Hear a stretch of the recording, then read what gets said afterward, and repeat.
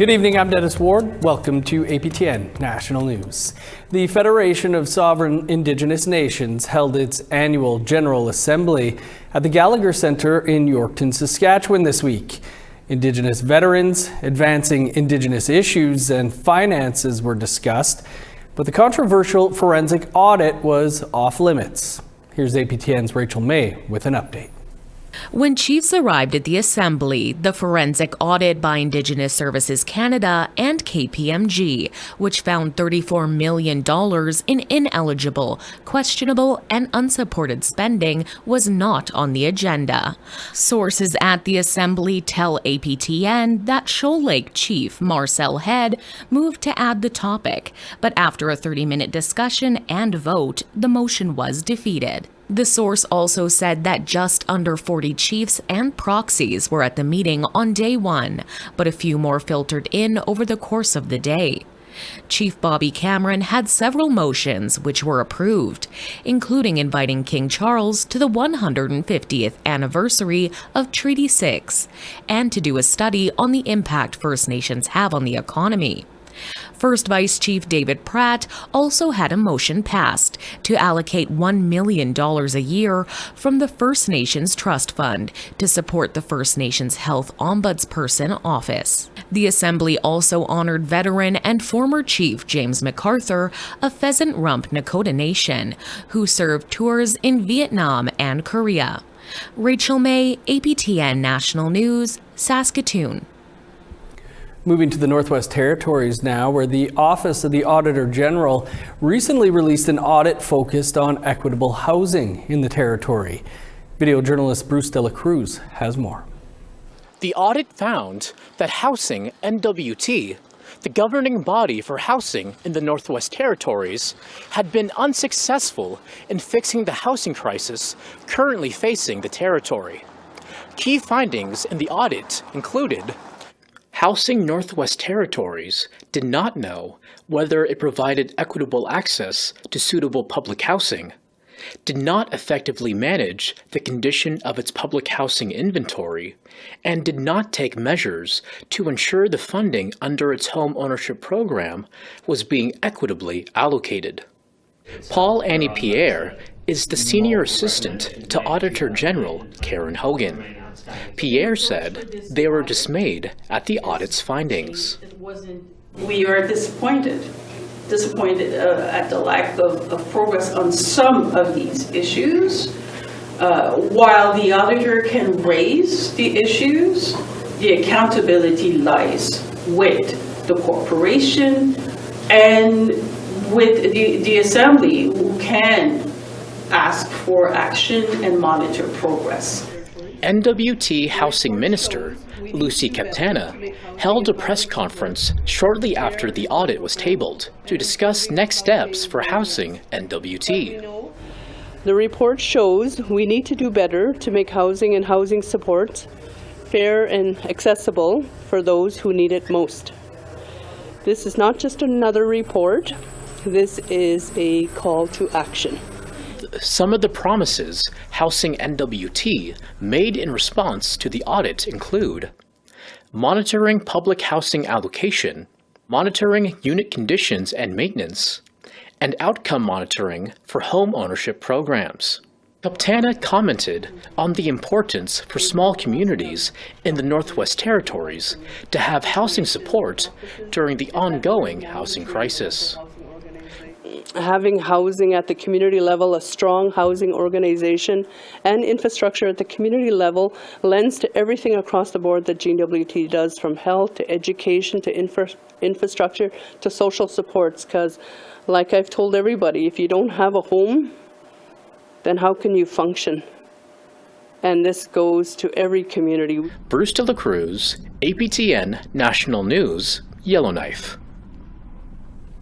Earlier this week, the city of Richmond near Vancouver held an information session for homeowners affected by the recent court decision, giving the Cowichan tribe on Vancouver Island title to land currently being occupied by private landowners. APTN's Tina House was there and has more.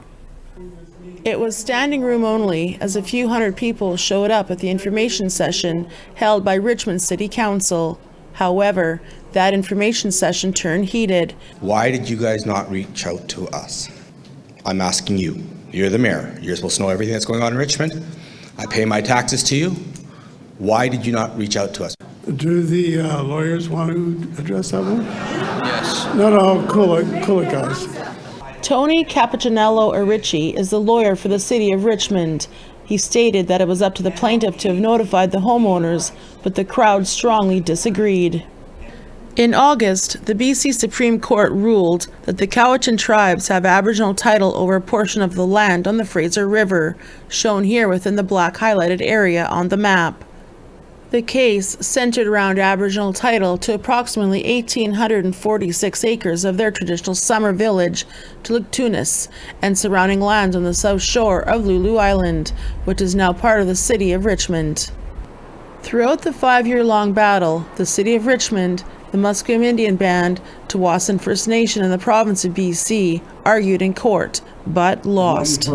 The landowners here are worried and have raised serious concerns over what will happen to their property value and how exactly the case of the rights and title being given to the Cowichan First Nation will affect them. Will each individual owner have to challenge their assessment on a year-to-year basis while this goes on and our property values are decreased? All those negative things, home equity, all that is plummeted.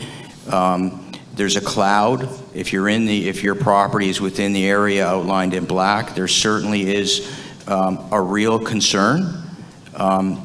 And the only solution, unfortunately, is to have this matter overturned on appeal. Last week, the Cowichan First Nation issued a letter stating they are not challenging the effectiveness or validity of the title held by individual private landowners. The ruling does not erase private property. Mayor Brody was asked about that letter. The Cowichan issued a letter yesterday saying that really this meeting is overreaction and that basically that the landowners don't have to worry about anything. We very strongly disagree with that, with the sentiments in that letter. The City of Richmond, Province of BC, the Musqueam Indian Band, and Tawasin First Nation are all appealing the decision. Tina House, APTN National News, Vancouver.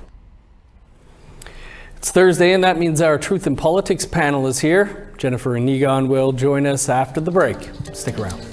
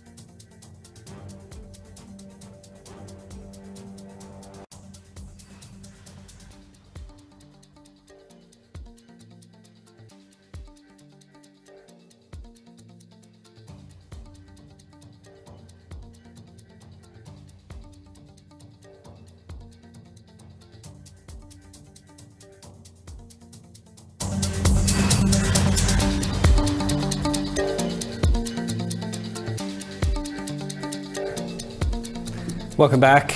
Manitoba Premier Wab Kinew says a member of the opposition party mocked his speech on protecting the rights of vulnerable groups.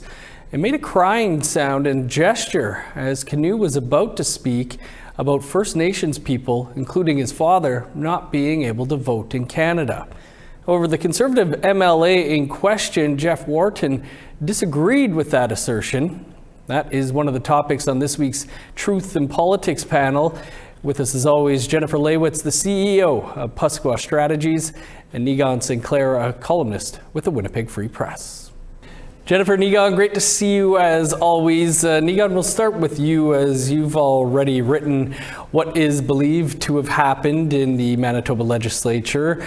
Premier Wab Kinew is saying the wah-wah sound came as he was talking about the fact that his father was not allowed to vote in this country.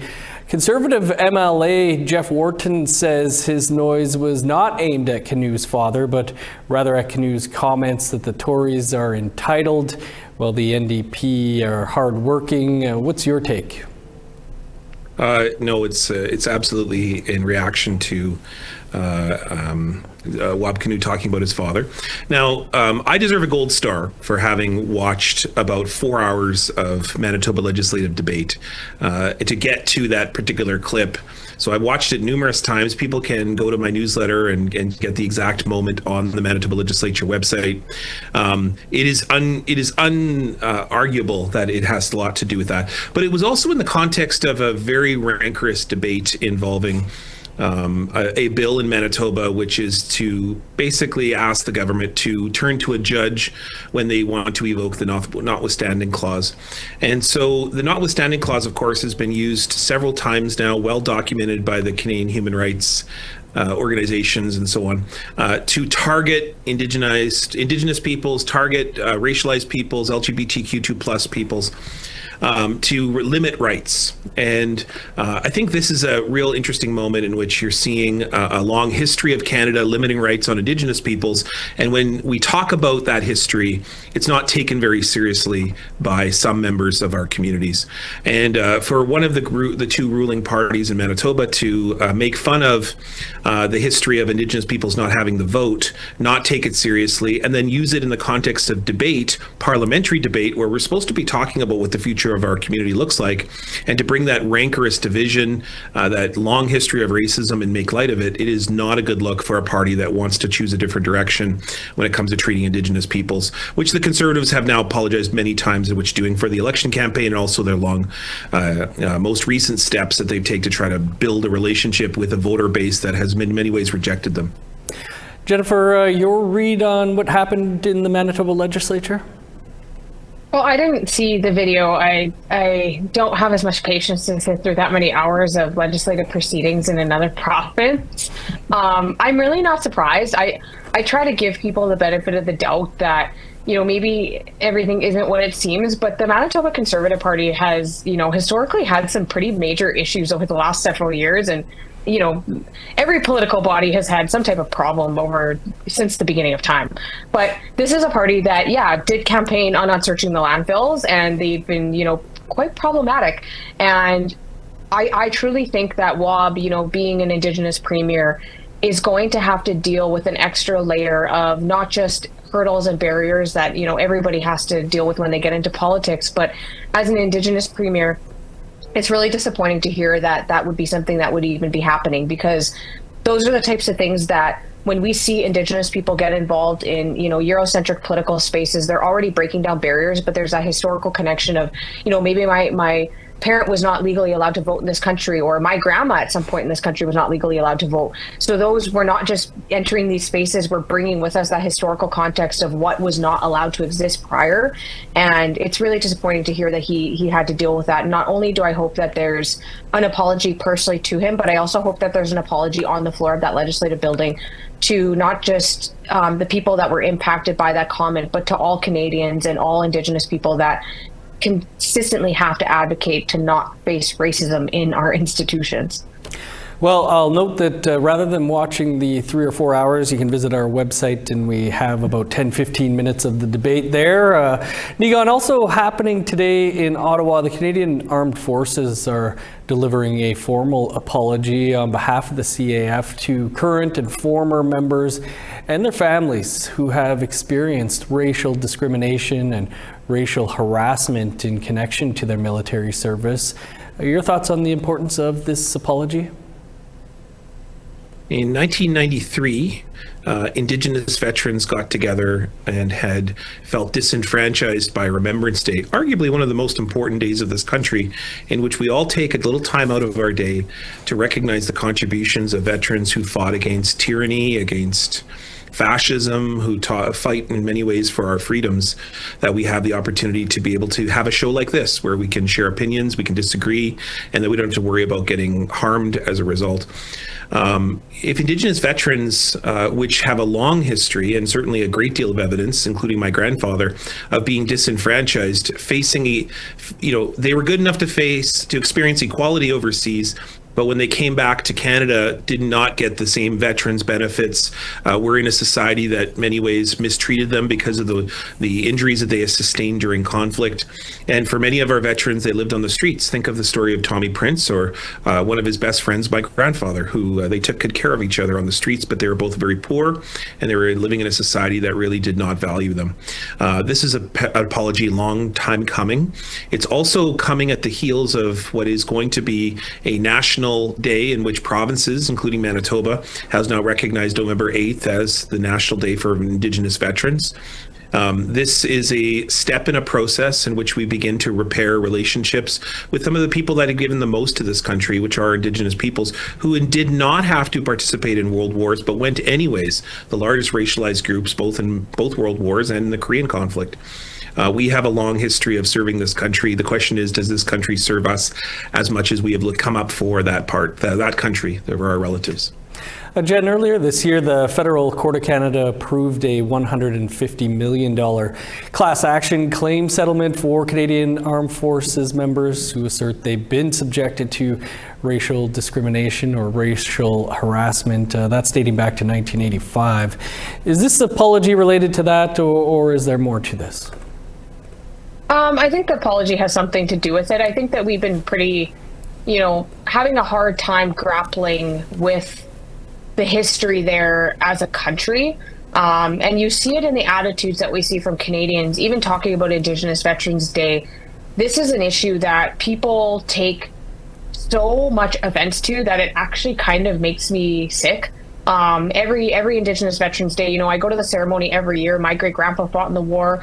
And what is getting more and more frustrating is that long standing, inequality and mistreatment of not only Indigenous veterans, but Indigenous people in general is now showing up in modern context through, recognized days or whatever it might be. And there are Canadians out there that take offense to that, where, well, why is it separate? Why is it this? It's like, if you're worried about, potential special treatment here, you should look at the fact that when Indigenous veterans were coming home, they were treated like they weren't even human beings, and they were rewarded with a system that wanted to take away their kids, kill their culture, and have long-standing effects on our generations that we're still healing from today.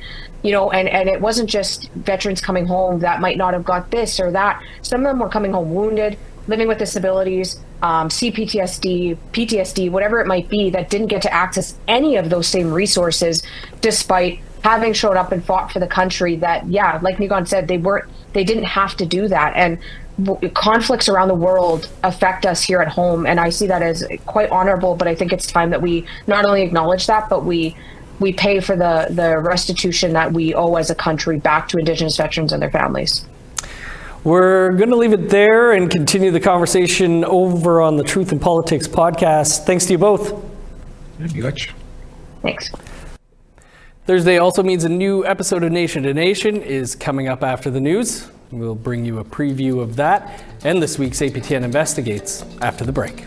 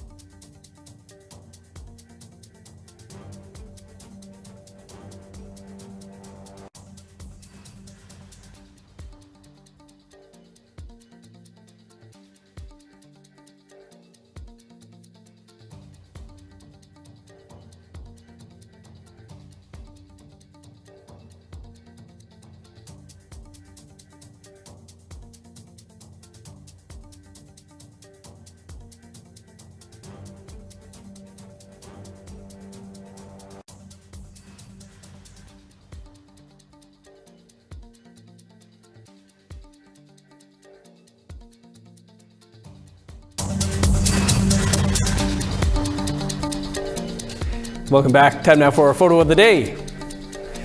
And this adorable little dog named Bosco Boy, and he's out enjoying the shoreline at Point Pleasant Park in Halifax.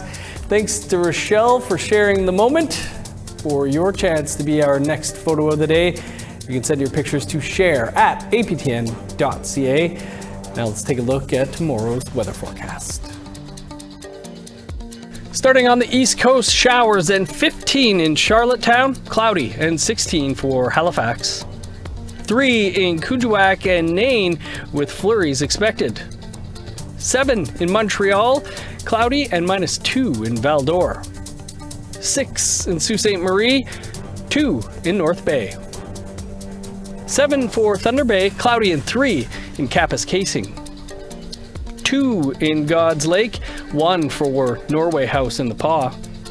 6 in Winnipeg, Brandon and Dauphin. Cloudy and 4 for Regina, 5 for Saskatoon. 4 in Meadow Lake, 3 for Stony Rapids. In northern Alberta, sun's out and 4 above in Fort Chipewyan, snow and 6 for Peace River. Cloudy and 5 in Edmonton, 13 for Lethbridge and Medicine Hat. 9 with showers for Vancouver, 8 in Kamloops. 5 for Prince George, sunny, and 4 for Dease Lake. -9 in Old Crow, +2 in Whitehorse. 4 above in Yellowknife, 0 for Norman Wells. -10 in Sax Harbor, 8 below for Inuvik. -5 in Chesterfield, 4 below in Arviette. -12 for Resolute, 15 below in Arctic Bay.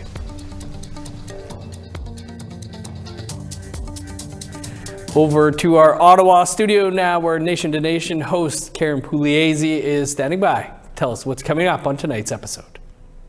Well, if you or someone you love is a non-status Indian, and you probably have someone in your family who is, then you're going to want to stick around for Nation to Nation. Indigenous Services Minister Mandy Golmassi has a bill going through the Senate that could restore status for about 3,000 to 5,000 people. But then, holy, something I didn't expect to happen, happened. The Senate Standing Committee heard from dozens of witnesses, and almost every single one of them asked them to change the bill and make it end the second generation cutoff. So what's the Senate going to do? Senator Paul Prosper joins me and tells me what amendments he wants to make to the bill. You are going to want to stick around for that. It's coming up just in a matter of minutes on Nation to Nation. Thanks, Karen. APTN Investigates returns this week with an all-new episode. And following a year of tragic loss, video journalist Rob Smith returns to his family's traditional homeland in Kingcome Inlet, BC. Back on the land with the help of his elders, Rob documents an intimate and personal journey, a path towards healing out of the darkness. Here's a preview.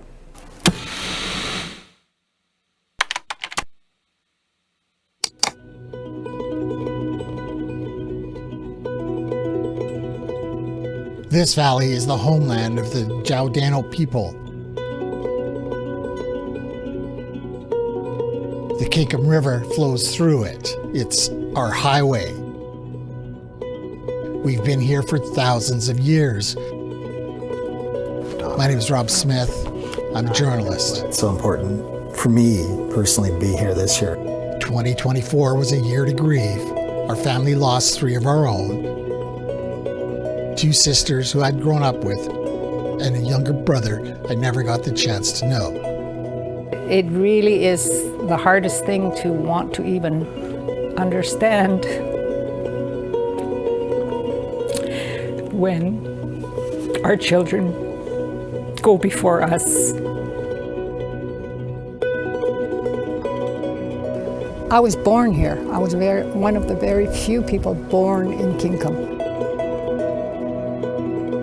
I've recognized its beauty, but I've also recognized the difficulties that we as a people have had and have not always carried out who we are as a people based on the traumas that we face. And that's still happening today.